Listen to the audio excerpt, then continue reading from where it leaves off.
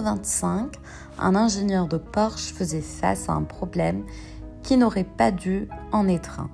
La 924 Turbo était trop faible, la 928 trop chère et la 911 trop spécifique. Entre toutes ces options, un vide s'ouvrait, il fallait le combler. 72 000 Deutschmark, 220 chevaux. Le résultat, la Porsche 944 Turbo type 951, devenue l'une des meilleures voitures jamais construites par Porsche et en même temps l'une des moins reconnues. Son nom était fonctionnel, pas de référence mythologique, pas de déclaration technique, juste un numéro avec un suffixe. La 944 Turbo, sobre comme un rapport d'ingénieur, précise comme un chronomètre. Mais derrière cette désignation neutre se cachait une mécanique hors du commun. Un turbo triple K qui transformait le 2,5 litres 4 cylindres en 220 chevaux. Pas la brutalité de la 911 Turbo avec son fameux trou de turbo, mais une puissance douce et linéaire, présente dès 3000 tours et qui ne faiblissait pas jusqu'à 6000 tours.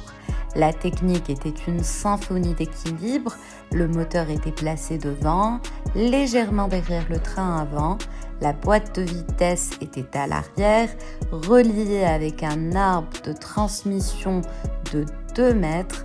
Résultat, 48% du poids à l'avant, 52% à l'arrière, une proportion dont rêvent toutes les sportives.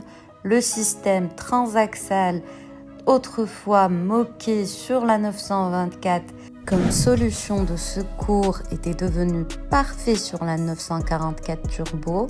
Comportement neutre dans les virages, pas de surprise à la limite, pas de transfert de charge qui aurait effrayé les pilotes de 911. Quand la 944 Turbo est arrivée chez les concessionnaires en 86, la concurrence était rude. La BMW 635 CSI avait 218 chevaux, la Mercedes 500 SL 231, l'Audi Quattro 200 chevaux. Toutes avec plus de cylindres, toutes avec un prestige établi. La 944 Turbo coûtait 72 000 Deutschmark, nettement moins qu'une 911 Turbo, 97 000 Deutschmark, mais encore assez pour acheter une maison dans une petite ville. Les acheteurs obtenaient une voiture techniquement supérieure, 6 secondes 3 pour atteindre 100 km/h, 245 km/h en pointe et si raffinée qu'on pouvait glisser des heures sur l'autoroute sans fatigue. Mais le dilemme central de la 944 Turbo était sa perfection. Elle était trop bonne pour se faire remarquer, alors que les conducteurs de 911 se vantaient de dérapage arrière et de trous de turbo. La 944 Turbo roulait simplement vite, sans drame, sans hystérie, sans histoire pour les légendes du café du coin. Rapide, ennuyeuse, l'appelaient certains critiques, non sans une pointe d'admiration.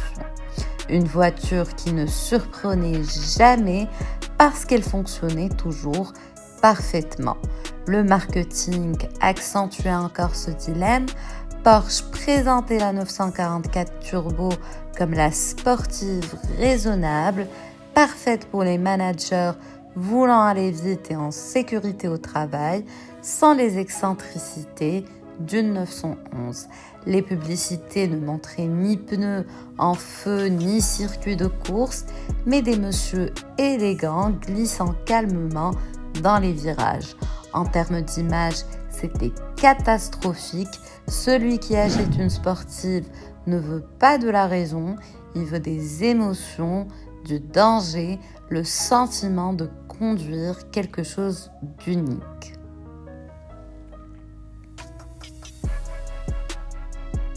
Pourtant, la 944 Turbo était révolutionnaire techniquement.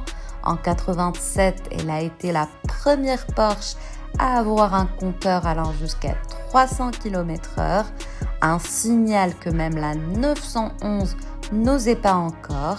Les freins à 4 pistons, l'ABS de série, un système de refroidissement du turbo capable de maintenir les températures même à pleine puissance. Plus tard, la version Turbo S avec 250 chevaux, seulement 1635 exemplaires construits, chacun un chef-d'œuvre d'ingénieuse. Le tournant est arrivé progressivement. La 944 S2 avec son moteur atmosphérique de 3 litres offrait presque les mêmes performances sans le complexe de la turbo. La 911 évoluée avec la 964 est devenue plus moderne, plus adaptée au quotidien et la nouvelle génération d'acheteurs de sportives recherchait à nouveau l'authenticité, le caractère, qualités pour lesquelles la 944 Turbo était trop réfléchie, trop parfaite, trop allemande.